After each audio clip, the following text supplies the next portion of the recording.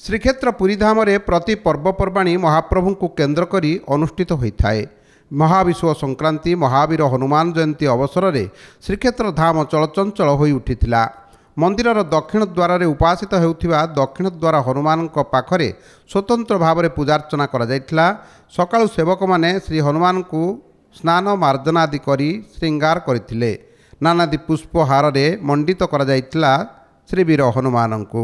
स्वयं हनुमानंकर जयंती अवसर रे स्वयं जगन्नाथ दक्षिणवद गर्थिबा हनुमान जी को जगन्नाथ महाप्रभु श्रीअंगरु माला मुकुंद शिरसाम नुपम प्रमोद माला प्रदान करिवे, आज्ञामाला प्रदान करिवे। आज्ञामाला चतुर्द्वार रे भगवान श्रीमंदिर पूर्व पश्चिम उत्तर दक्षिण ये चतुर्द्वार रे फतेह हनुमान, बाराभाई हनुमान, कानपत्ता हनुमान एवं स्वयं तपस्वी हनुमान ये समस्त हनुमान को आज्ञामाल प्रदान करा जीव। बहु संख्यार भक्त हनुमान को दर्शन करने सहित महाप्रभु को मध्य दर्शन करथिले। हनुमान जी आज जो शुभ दिन जोटा कह जाए ओडिया मानकर आज जो कहते नूतन वर्ष आम ओडिया मानकर गर्व करिया कथा आम इंग्राजी की सब बेले आपणार करी नौचंती किंतु आज जो जो आज हनुमान जी जो जन्म दिवस रे आज ओडिया जातिर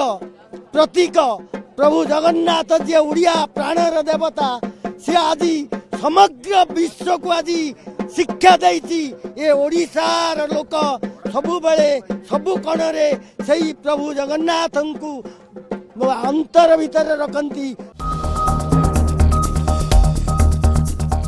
कटक जिलार नेमाल नरुआ स्थित श्री श्री हनुमान जी 25तम प्रतिष्ठा दिवस अनुष्ठित हो जाइछि। एही उपलक्षे 4 रकबा अंतर्गत चित्रोत्पला नदी कूलरू 150 जन भक्त नदी रे बुड़ पकाई कलश धरी उत्सव स्थली को आसीथिले।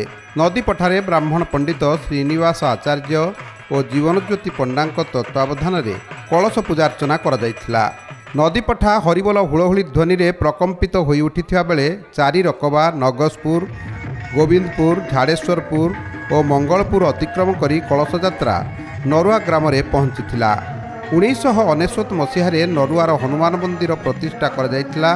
स्वर्गत विदुरेखा महांती और बेलू नना तत्वावधान में मंदिर प्रतिष्ठा करा जायथिला।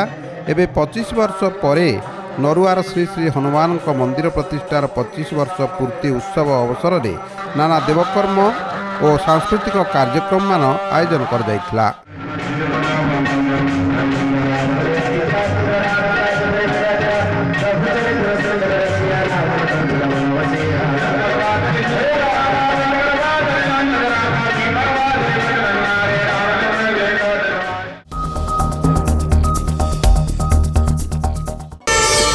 प्रार्थना आम आनंदर उत्सव।